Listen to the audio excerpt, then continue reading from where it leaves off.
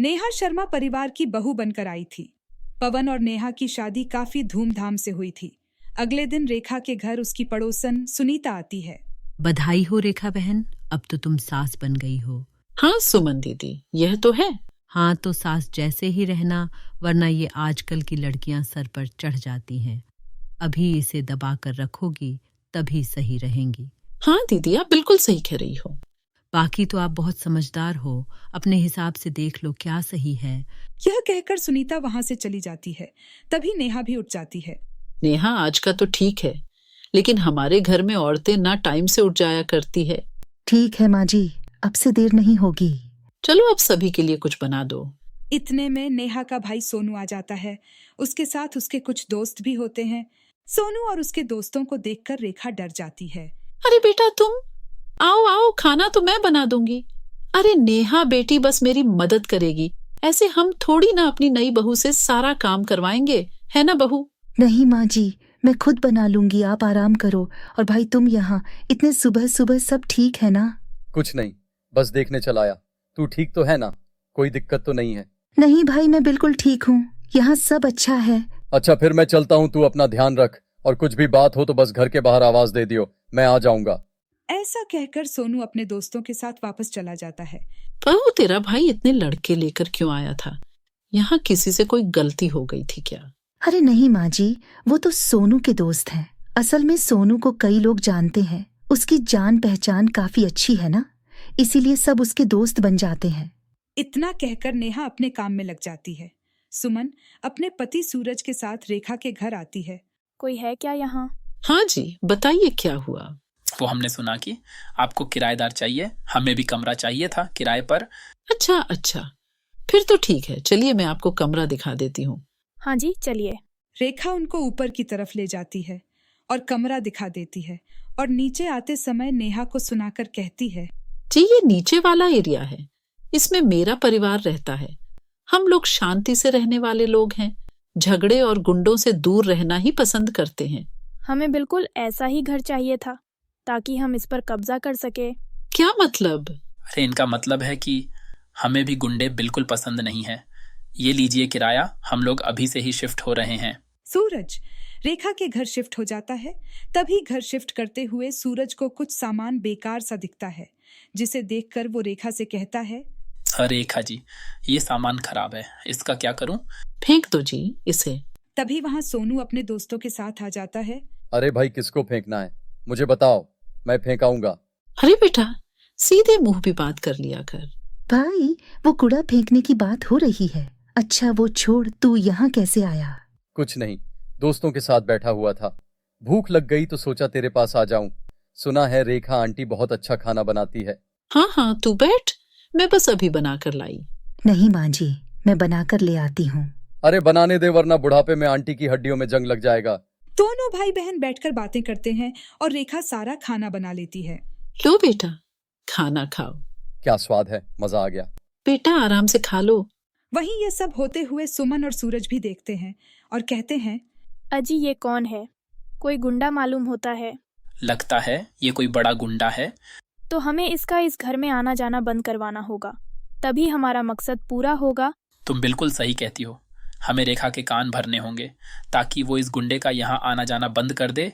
फिर मौका पाकर सुमन रेखा के पास जाती है और कहती है, बहन जी, ये गुंडा आपके यहाँ क्या करने आया था? अरे क्या ही बताऊं, ये मेरी बहू का भाई है। आए दिन घर आ जाता है और धमका के रखता है। डर के मारे इसकी बात माननी पड़ती है। तो आप इसका कुछ करती क्यों नहीं? ऐसे गुंडे घर में आएंगे तो मोहल्ले में नाम खराब होगा। आप बिल्कुल सही कह रही हो। मैं कल ही अपने बेटे से बात करके इस गुंडे का घर में आना जाना बंद करवाती हूँ। अगले ही दिन रेखा अपने बेटे पवन से कहती है, बेटा मुझे यह लड़का सोनू कुछ ठीक नहीं लगता। गुंडों की तरह कभी भी घर में घुस आता है और खुद तो खाता ही है, अपने आवारा दोस्तों को भी ले आता है और यहाँ खाना खिलाता है। माँ, वो नेहा का भाई है। तो मैंने कब बोला बहन है? मैं तो बस ये कह रही हूँ कि उसका यहाँ आना जाना बंद करवा दो, ताकि हम शांति से जी सके। ठीक है माँ, मैं नेहा को बोल दूंगा।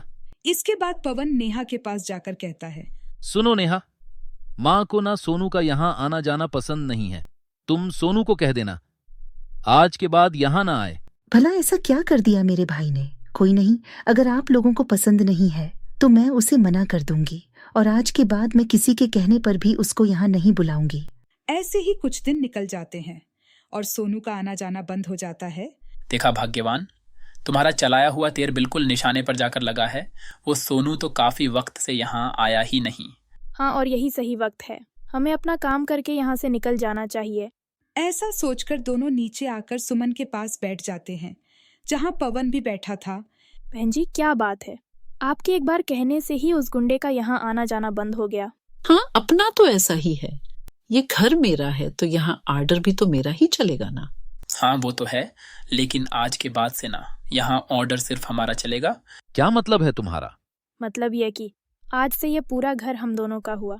ऐसे कैसे तुम दोनों का हो जाएगा? किराएदार हो, अपनी हद में रहो वरना उठाकर बाहर फेंक देंगे। ओहो, देखो तो सही, हमें उठाकर बाहर फेंकने की धमकी दी जा रही है। इतना कहकर सुमन बंदूक निकालकर पवन के सर पे लगा देती है। अब बोलो, कौन घर से बाहर जाएगा?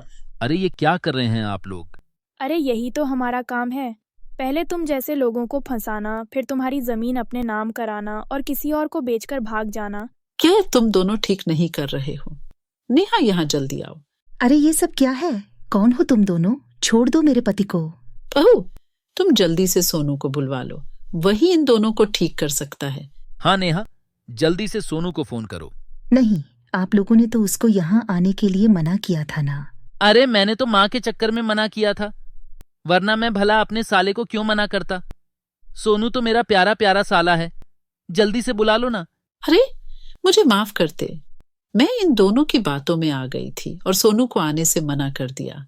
अभी तो जान गले में अटकी हुई है, अभी उसे बुला ले बेटा। अपना उल्लू सीधा करना कोई तुम दोनों माँ बेटे से सीखे। ये रोना धोना बाद में करना बुढ़िया। चल पहले यहाँ अपने सिग्नेचर कर। चल अपनी जमीन हमारे नाम कर दे जल्दी जल्दी। हाँ हाँ करती हूँ। रेखा पेपर पर सिग्नेचर कर देती है।